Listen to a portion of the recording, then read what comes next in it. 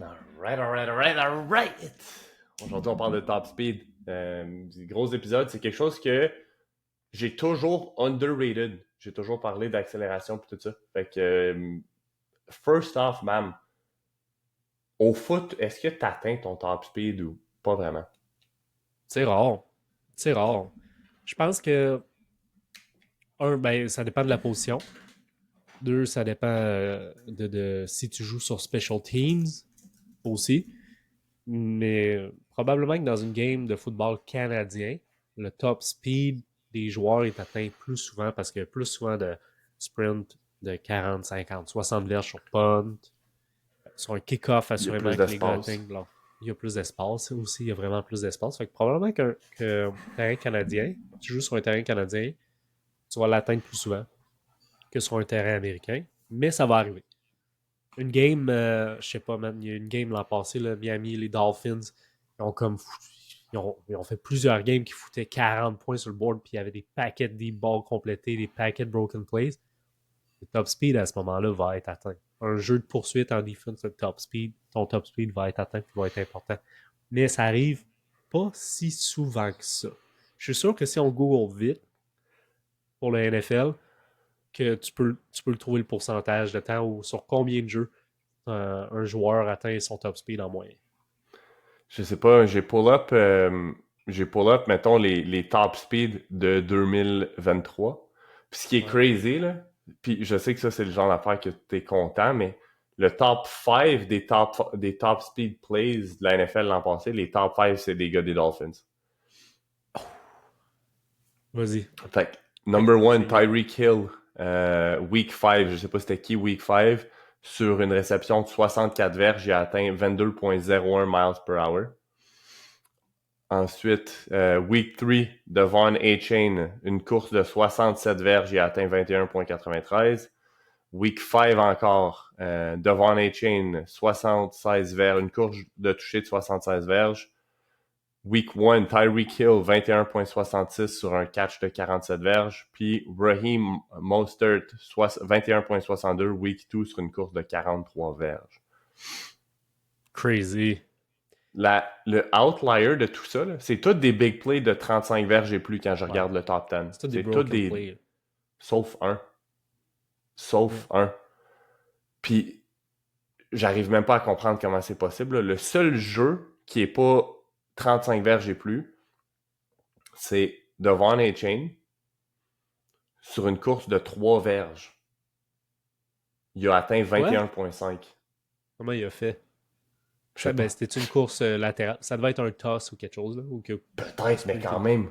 hill latéral. Mais Crazy. c'est crazy. Ah, C'est ce fou, gars-là, là. il est malade, man. Hey, Il est malade. 21,5 sur une course de 3 verges. Je veux dire, Ouais. court, c'est quoi la distance, mettons, d'un hash mark au sideline NFL? NFL, je sais pas. Ok, anyways. Tu sais, c'est un peu fou parce que tu dis, ben, il a dû partir d'un hash mark puis se rendre quasiment au sideline de l'autre bord. Tu sais, je veux dire, ça, c'est le first step.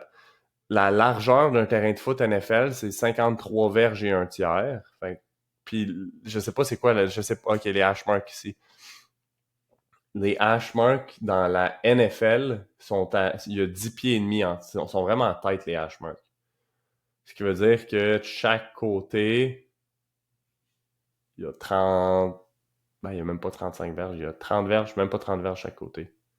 Il y a genre Man, 25 verges chaque côté. Fait que c'est une, en tout cas, je sais pas comment ça s'est t'sais, fait, là, on pourrait retrouver le jeu, là. yeah. Mais, Ouais, puis comme.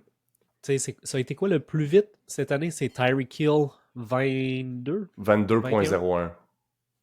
Kylian 22,01. Mbappé a déjà clock puis je pense qu'il clock souvent 23 miles per hour. C'est malade. Ça, c'est un joueur de soccer, là. Ceux qui ne Ouais. savaient pas, là. Mais au soccer, je pense probablement, il y a des fous athlètes, là. Les gars de soccer, il y a des gars qui sont fucking vite. Puis qu'est-ce qui est insane aussi, c'est que ces gars-là sont toujours actifs, là. Tu sais, je veux dire, c'est pas comme stop and go, stop and go. Il y a des gars qui atteignent des fous top speed. Mais je pense que la grandeur du terrain aussi a un impact là-dessus, là. Un broken Mhm. play soccer, tu cours sur un asti de temps, là. Ouais. Puis il y a de l'espace, là. Puis tu vois, les Mais top speed ever, Tyreek était à son plus vite là, en 2016 parce que 2 des 4 plus hauts top speed ever, c'est Tyreek en 2016 avec 23,24 sur un kick-off return de 27 verges puis 27 verges, c'est 22,77. fou, man. C'est C'est tellement trop vite pour rapide. si peu d'espace. Mais ça veut pas C'est dire qu'il a malade. juste couru 27 verges. Non. Tu sais, il y a 27 Ouais, ouais, verges de game. Il absolument. est-tu parti Yeah, d'un sideline, c'est rendu comme, exact. tu sais, probablement, là, c'est pas Yeah. straight line, tu sais. Mais c'est fou. Puis l'autre qui est 2 fois dans le top 4 ever, c'est Raheem Mostert, justement, en 2020 Ouais. quand il était avec les Niners. Fait qu'une course de 80 verges à 23,09 puis une course de 76 verges à 22,73. Fait qu'on voit que ces deux gars-là sont soit un peu on the decline ou ils n'ont pas eu l'opportunité Yeah. d'exprimer ce speed-là. Yeah, je veux Fait dire, que, des broken play de 80 verges, ça arrive vraiment pas tout le temps, là. à part Comme... pour ces gars-là. Puis, ben, ce qui est important qu'on retient live là, pour le Ouais. foot, c'est que ça arrive pas si souvent, mais quand ça arrive, ça paye.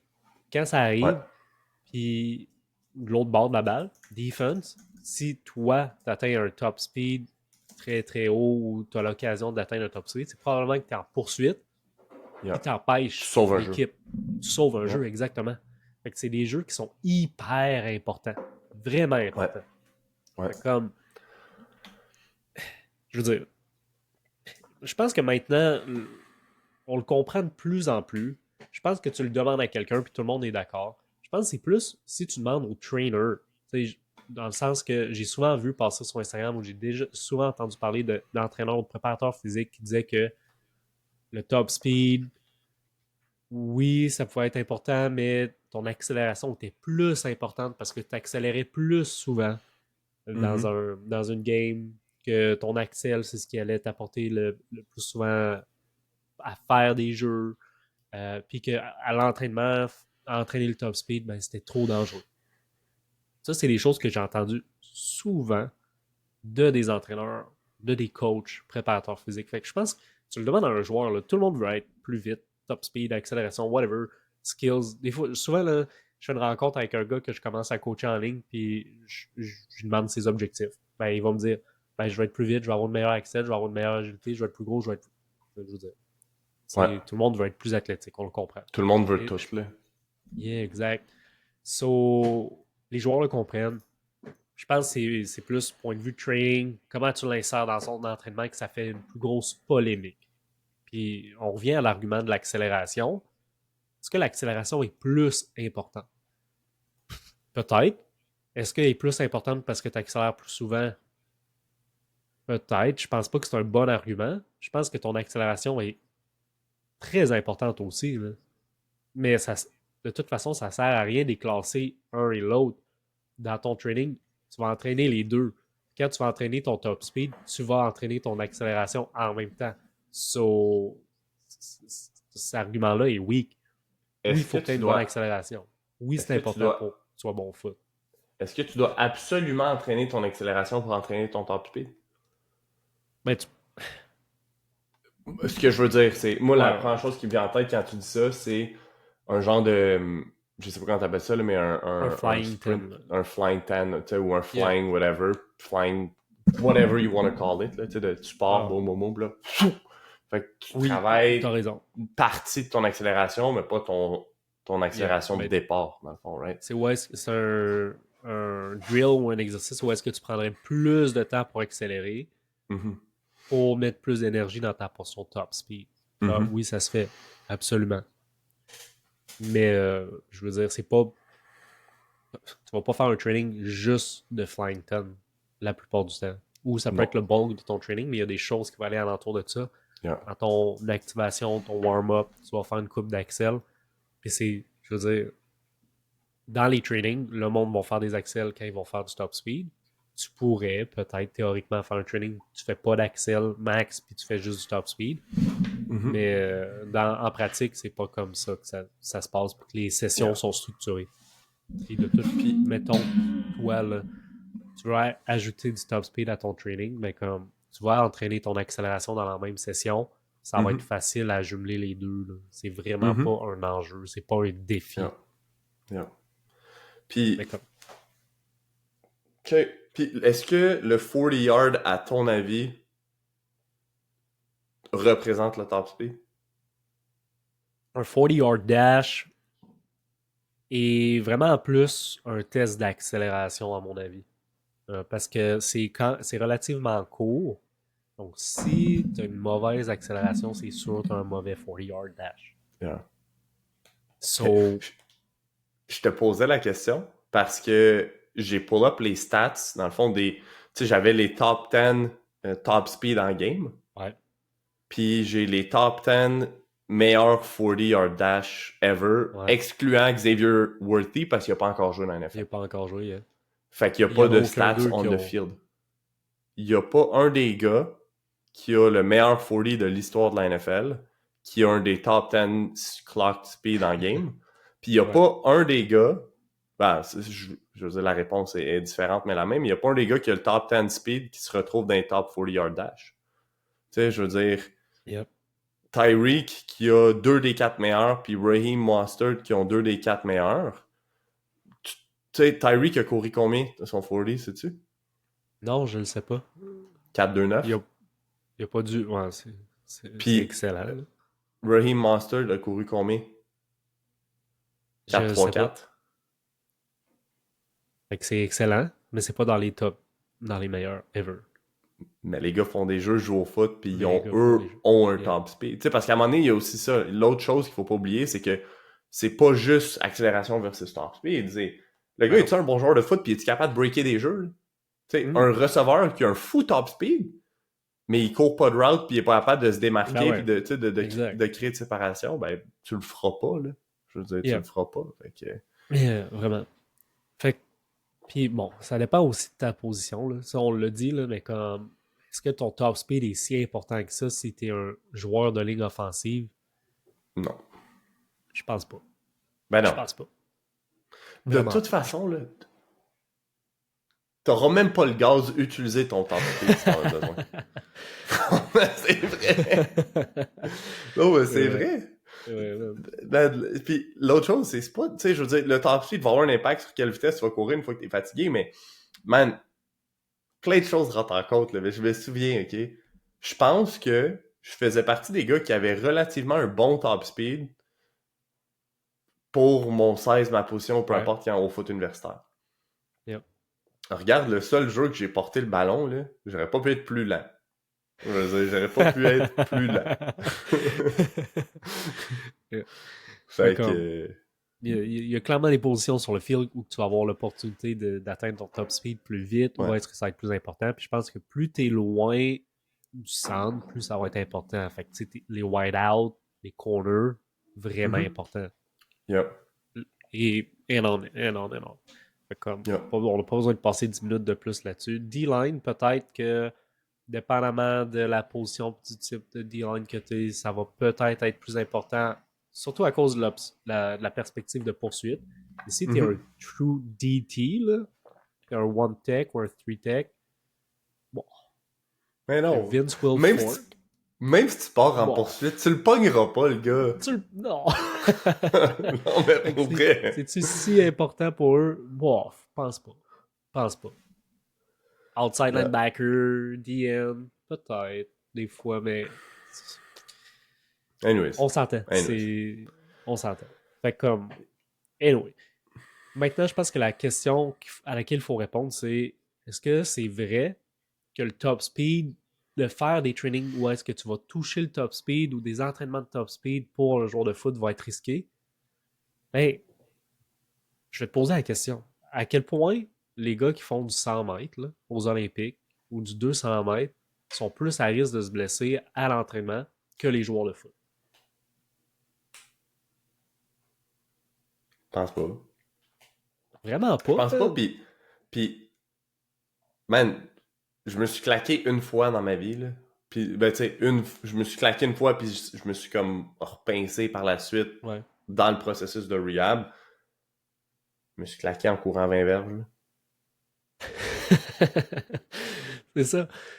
Comme le risque de blessure à l'entraînement de vitesse, que ce soit une accélération, top speed, vont être influencés par des facteurs qui sont les mêmes peu importe que tu sprints 20 ou que tu sprints 60. Fait que est-ce que tu as un repos adéquat? Est-ce que tu as une progression adéquate? Est-ce que tu as tranquillement build up ton intensité et ton volume pour te permettre d'avoir des bons trainings?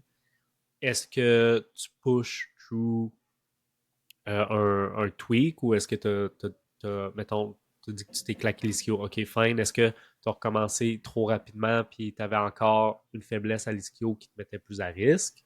Fait que, Mhm.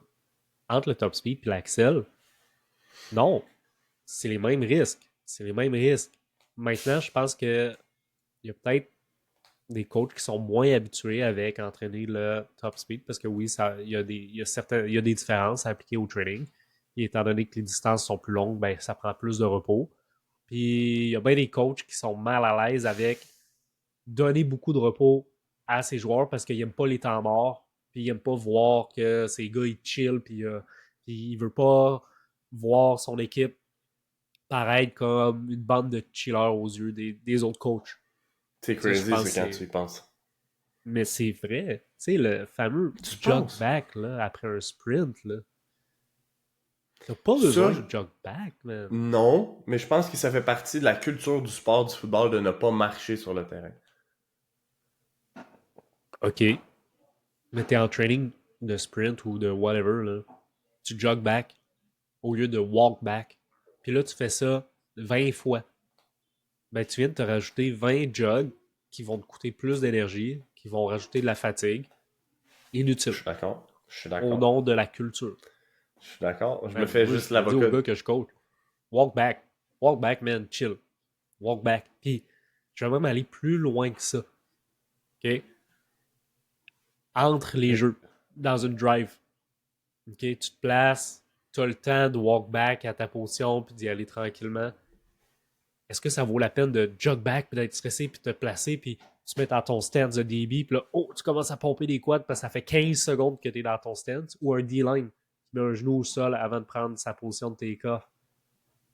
C'est-tu vraiment un gars lâche ou il est juste wise d'économiser son énergie puis à la fin de la game, il va baller autant qu'au début de la game parce qu'il a géré son énergie? je suis Check d'accord. la NFL, là. Les gars, là, man, ça... c'est fou, man. Les Oui, gars, mais man, attends. Oui, mais le field est plus petit, fait qu'ils ont moins d'espace à couvrir. Puis le play clock est de 40 secondes. true, true, t'as raison. T'as raison. Absolument. Mais reste que, OK, entre les jeux, oui, ça chill vraiment en plus, là. Puis en plus, il y a les TV breaks, là. C'est C'est une autre affaire, là. fucking C'est long, fucking là, les long. TV timeout, là. Mais même des fois en poursuite, ou quand il y a un jeu, le DT, là, quand il y a une longue passe qui est complétée, là, il n'est pas en train de sprinter pour essayer de rattraper le receveur qui est 60 verges downfield, là. Non, Il part pas en poursuite en malade, là. non. Comme, il se rendra pas. Ce Puis qui est s'il essaie de difficile, faire ça, ça va coûter cher, là. ouais. Mais ce qui est difficile, c'est de savoir quand est-ce que ce gars-là doit partir en poursuite, puis quand Yeah. est-ce que ça vaut pas la peine. Parce que très, très, très souvent, des gros jeux, là, des gros jeux défensifs se font par un gars en poursuite. Tu sais, un receveur, je te Yeah. donne un exemple, un D-line ou un backer qui est en poursuite, qui chase from behind comme un fucking malade. Receveur qui fait une cote de plus pour essayer de battre un DB. Puis là, boom, backer arrive, pop the ball out. Tu sais. Il y a moyen de Yeah. faire des méga jeux en poursuite. Il y a moyen de sauver des gros jeux, mais Mais il j'ai y a une vraiment de histoire la difficulté d'effort. j'ai de la C'est dur à le difficulté à voir quantifier. quand Puis, est-ce que ça vaut la ouais, ouais. peine ou pas. Tu sais. Il y a une question d'effort, mais en même temps, je pense que c'est une question d'angle aussi. OK, quel angle que je prends? Est-ce que je prends pour justement arriver dans la trajectoire de Wise que je ferme le code back, par exemple, en poursuite? Mhm. Puis, il y a une histoire de gager son speed aussi pour arriver timé. Sinon, on le verrait dans les top 10 de la NFL là, qu'on a checké des vitesses les plus hautes. Il y aurait bien plus de gars en poursuite qui rentreraient là-dedans.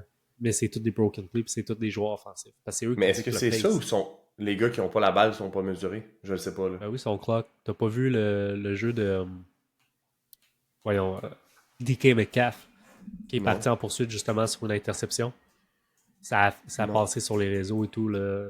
Il a atteint un fou top speed puis il a rattrapé le gars. Là. Il a fait un méga play en, en poursuite justement. Je son sais speed pas, a été mis le seul jeu défensif que j'ai vu, c'est un un pick six de Xavier Rhodes en 2016. C'est le seul qui faisait partie du top 10. comme Sur 100 verges. il y a une histoire d'effort, mais il y a une histoire d'angle aussi, puis d'arriver bien timé. Là. Mhm. En défense, il faut toujours que tu t'ajustes à l'espace qu'il y a en avant de toi, puis au rythme des joueurs offensifs. Puis bien souvent, si tu pars juste all out à ton max, ton angle ne sera pas bon parce qu'il va falloir que tu ajustes ta vitesse à quelque part. Puis si tu es juste all out, il y a des chances que tu te fasses shaker facilement ou autre. Fait que c'est une histoire de Mhm. gérer son speed aussi, là, défensivement. Mhm. So, mais bref, tout ça pour dire que on the field, là, je pense que c'est une discussion qui peut durer longtemps, puis on n'a aucune certitude anyway. Mais au training, jog back, si ton but, là, c'est d'entraîner la vitesse, que ce soit ton axel ou ton top speed, walk back. Tu n'as pas à jog back. Tu vas dépenser de l'énergie pour rien. Prends ton repos puis commence à récupérer pour ton prochain effort. OK? Fait que là, je pense que le risque de blessure quand tu entraînes ton top speed, maintenant arrive si tu prends le même repos que tu prends quand tu fais une accélération. Ton effort est plus long, il faut que ton repos soit plus long.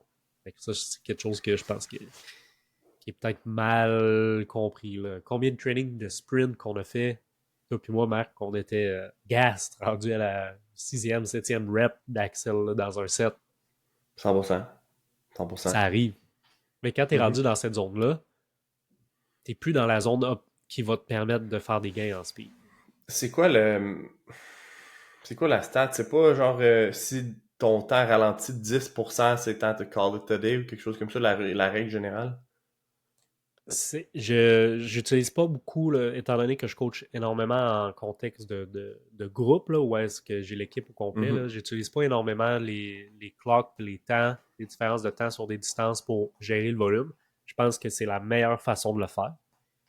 Mais je ne le connais pas par cœur quel serait l'intervalle idéal pour soit passer à autre chose ou arrêter l'entraînement de speed. Ok. Mais c'est pas haut, c'est pas gros. Là. En règle générale, strength, si t'es. C'est comme. Pour faire des gains en strength, il faut que tu sois minimum à 80% de ton max, environ. Là. Fait que 80-85% de ton max. Fait que si tu fais des séries de 3 avec 80% de ton max, ça va être assez intense pour t'aider à gagner de la force. Mais du moment que tu vas tomber en bas de ton 80%, ben ça ne fonctionnera plus. Mais pour le speed, je sais pas. Ok. Mais ça Ok. serait la façon la plus smart de le faire. Ok. Anyways. Le plus smart. Fait que là, ça c'est fait. On a parlé des temps de repos. On a parlé de risque de blessure. Comment est-ce que tu l'intègres à l'entraînement? Bon, on a parlé de temps de repos. Un, il faut que ce Ouais. soit plus long, puis il faut pas que tu jogues. C'est là, that's what I know. Ouais. Après ça, comment tu l'intègres à l'entraînement, le top speed? La façon la plus simple, c'est juste de tranquillement augmenter la distance de tes sprints pour aller à minimum 40, puis je te dirais jusqu'à 50, puis peut-être 60 verges. OK? Ça serait la façon la plus simple. Si tu augmentes la distance, tu vas accélérer, puis plus long, ben, tu vas faire ton accélération normale, puis tu vas avoir plus de temps pour atteindre des vitesses plus hautes et les maintenir. Fait que ça, c'est la Puis façon la plus simple. là, Maintenant, tu il faut parles. juste faire attention parce que si tu fais juste tout le temps augmenter ta distance et que tu gardes le même nombre de reps, ton volume, à un moment donné, va juste être trop guérant de sprint. Fait l'idée, Mais c'est si tu fais des plus longues distances, il faut que tu fasses moins de reps. C'est un c'est la training même de chose que 4. dans le gym, là. Je veux dire, tu fais des C'est séries de 15, tu fais moins de séries que tu fais des séries de 5, là. Je veux dire. yeah, exact. Si on veut. C'est le même principe. Là, au Ouais. niveau des guidelines précises, ben, overall, moi, je pense que ton training devrait tourner aux alentours de 300 verges d'effort max au maximum. OK? Ça, c'est un bon Pour du top guideline. speed, pour de l'accélération, ou pour Les n'importe deux. quoi on the Pour field, les deux. si on compte pas le Accélération, top warm-up. speed. Ouais, ben, c'est ça. Après, c'est de voir qu'est-ce qui est vraiment à intensité max qui rentre là-dedans, là, ou Ouais, 90% plus en montant. ouais. Mais 300 300 verges. verges là, serait comme le top end là, pour le vrai. Là. Fait que, puis tu pourrais peut-être te rendre à un peu plus. Là. Fait que de 200 à 400 verges, ça fonctionnerait, mais 400 verges, c'est un gros training, puis c'est assurément pas à tous tes trainings, mettons. Fait que je donne un exemple vraiment peut-être trop simple, puis ce serait pas une séance idéale, mais ce serait techniquement 3 séries de 5 sprints de 20 verges avec 2 minutes entre chaque 20 verges. Mettons. Mettons. Puis c'est quand même, tu sais, tu le dis là, je l'ai dans ma tête, c'est quand même un gros. C'est quand même un bon volume. Oui, mais Puis remets-toi l'histoire, quand c'est que on jouait, c'est un peu comme la on force, trouvait c'est que pas c'était parce que trop t'en fais. facile. T'es comme Chris, on a rien fait aujourd'hui. Me fait faire 3 fois, 5 fois 20 Oui, verges, comme si j'ai rien fait aujourd'hui. oui, mais c'est fou. Mais maintenant, je dis ça du point de vue de coach, t'as raison. C'est vrai que du point de vue de joueur, t'as l'impression d'avoir rien fait. Mais un peu comme la force max, t'as pas besoin d'un gros volume pour faire des gains de ce côté-là. T'as besoin d'un stimuli de très haute qualité, d'une très haute intensité, puis t'as besoin de repos. Énormément. Fait que comme t'as raison, c'est pas un énorme volume, mais dis-toi aussi que là-dedans, t'as probablement ton activation, ton warm-up, puis peut-être que tu termines avec un conditioning hold qui fait en sorte que ta session est plus grande. Hmm. Fait que tu overall, puis ça te fait peut-être une plus grosse session. Là. Mais yeah, c'est pas tant que ça. Là. Puis pour le top speed, ça veut dire que tu vas peut-être faire tu vas peut-être faire de 3 4 60 verges. Un training de 4 fois 60 verges top speed, max effort, c'est un gros training. C'est quand même un bon Ah training. ouais. Est-ce Ça te que fait 60 verges 240 tu verges. prends. Est-ce que. Est-ce que 60 verges tu prendrais jusqu'à 6 minutes de repos ou la règle de 1 minute Ouais. par 10 verges à un moment donné Oui, oui, oui, absolument. Absolument. Minimum 1 minute par tranche de verge. Minimum. jusqu'à l'infini? Fait que je courrais un sprint de 80, ce serait minimum 8 minutes, puis un sprint de 100 verges serait 10 minutes. Oh, yeah. Un 100 verges top speed où ton but, c'est pas de. Ton but, c'est de travailler un effort max. C'est vraiment un bon guideline. Là. Au track, des fois, Wow. ils ont des repos là, de 15-20 minutes, là, 18 minutes. Là, puis le monde est C'est ça? chill. Là. Les gars Ça se s'assoient à couche. Ça terre, puis enlève ses t'attends. spikes. Enlève ses spikes, ça met des pants juste pour garder les jambes quand même chaudes. Ça Parce chill à terre. tu l'as C'est fait, le t'as truc. travaillé Yep. avec Fabrice, t'as coaché des athlètes de track, fait que tu l'as vu, ça, là, je veux Ouais. dire. Ouais, puis les gars, ils prennent les gars et les filles, les athlètes prennent leur repos, là. Et Qu'est-ce comme, que. quand dans leur training, ils font des 200 mètres repeat, là, man, un 200 mètres, là, all out, ouf, c'est gros comme effort. Qu'est-ce que. Si t'avais, mettons, à synthétiser 3 choses que t'as appris en coachant des athlètes de track, ce serait quoi? Rapidement, là. Rapid fire. Ben, on en a parlé, mais c'est chill, relax, prends tes repos, OK? OK. Numéro 2, ça serait que ça te prend vraiment pas tant de volume pour avoir un gain. Puis numéro 3, c'est que faut que tu te cloques le plus souvent possible ou que tu compites le plus souvent possible pour aller chercher les meilleurs résultats possibles. Fait que dans un contexte de foot où est-ce que t'es en équipe et tu te cloques pas, c'est de courir contre quelqu'un pour compete. Yeah. Ouais, ouais, exactement. Faut que tu aies ce feeling-là. Je veux dire, au track, c'est normal qu'ils time plus parce qu'eux, ils compitent, Mais c'est oui, ça contre le d'autres mondes, sport. mais ils compitent contre le clock. Tu sais, je veux dire, Mhm. je parlais avec un athlète que je coach qui fait du track. Il a gagné sa wave, sa course, mais il s'est pas qualifié parce que son temps était pas T'es pas assez bon. dans les meilleurs temps. Fait que comme, oui, il a gagné sa course, mais il s'est pas qualifié. Fait que, tu sais, oui, tu compites contre d'autres mondes, mais tu compites contre le clock aussi énormément. Là. Yeah. L'idée, c'est de OK. rentrer des temps. Puis au foot, ben, je pense que c'est juste une histoire de contexte, de groupe, c'est plus dur à faire. Là. Je veux dire, le jour que je vais avoir 5 interns qui font juste ça, je le ferai. Là. Je leur donnerai un chrono, puis je leur mettrai juste ça comme tâche, puis ça va fonctionner. Mais comme live, oublie ça, là, je peux pas timer 60 gars Non, non, à la impossible. main, puis calculer les OK. temps, voir, OK, toi, ton training est fini ou Yeah. non. Là. OK. Fait que le plus simple pour l'intégrer à ton training, c'est ça. Augmenter tranquillement tes distances. Je pense qu'à 60 verges, c'est une bonne distance, là, où est-ce que tu vas hit ton top speed, tu vas le maintenir. La plupart des gars qui nous écoutent vont atteindre leur top speed en 40 verges, 60 verges. Plus tu es vite, souvent, plus ça prend de distance pour atteindre ton top speed, là, OK? Mais pour Mhm. la plupart, là, c'est genre 20-30 verges, là, t'as ton top speed. Fait que l'idée, c'est de le maintenir juste un peu plus longtemps que 5 verges. Si tu veux, tu pourrais intégrer des flying tens, ou est-ce que tu prends un 30 verges de fly-in, 40 verges de fly-in, que tu prends un petit moment pour un plus de temps pour accélérer, puis tu maintiens ton top speed sur 10 verges. Ça peut être excellent aussi. Et aussi, ça fait en sorte que ben, tu n'as pas 60 verges all out, donc la charge est moins grande, la fatigue est moins grande. Mhm. Mais honnêtement, avec ça, le 300 verges de guidelines, 200 à 300, peut-être 400 une fois ou deux dans l'année. Le 1 minute de repos par tranche de 10 verges, il y a tout ce qu'il faut. Là. Je veux Tu dire, l'entraînes quoi, l'idée, une fois c'est semaine? une fois semaine pour des joueurs de foot, ça fait énormément de sens. Okay. Make sense. Là, avec Make sense. les training camps qui arrivent dans une semaine ou deux, hopefully, les gars l'ont entraîné cet été. Qu'est-ce que tu fais maintenant pour le maintenir in season? Est-ce que tu l'entraînes pendant le camp ou il y a déjà trop un gros volume pendant le camp? Fait que tu prends un break pendant le camp Ouais. puis tu le fais en saison. How does it work in season? Yeah. L'idée, c'est que, comme n'importe quelle autre qualité athlétique ou physique, si tu ne l'utilises pas, tu vas la perdre d'une certaine façon. OK? Puis au niveau du top speed, durant des pratiques de foot, training camp, souvent la distance des reps est contrôlée, ça va être vraiment rare que tu vas atteindre ton top speed. Yeah. Donc, la fois que tu vas en avoir besoin en game, peut-être que tu n'auras pas assez fait dans les semaines précédentes pour vraiment être à ton max puis le maintenir. Puis ça a été énormément étudié. Une saison de football, une saison de team sports, c'est assez long que les athlètes perdent la vitesse durant leur saison. Souvent, ça arrive. Okay. Ça a été étudié. Vraiment, là. Genre, Mhm. comparé avant, après la saison, le monde perd leur speed.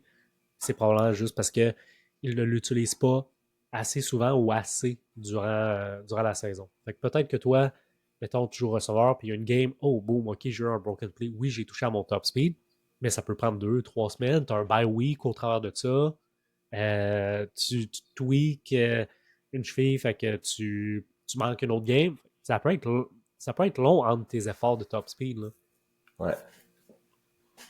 Là, ce qui est difficile. En training camp, moi, par contre, je conseillerais à personne de faire ça parce que c'est déjà assez loadé. Fait que, je veux dire, ça va juste rajouter une charge par-dessus ce que tu fais qui n'est pas nécessaire. Ça va réduire ta capacité de récupérer. Ça en vaut pas la peine. In season, ben, c'est parce que ça va dépendre énormément de ton contexte d'équipe et du load que tu vas avoir.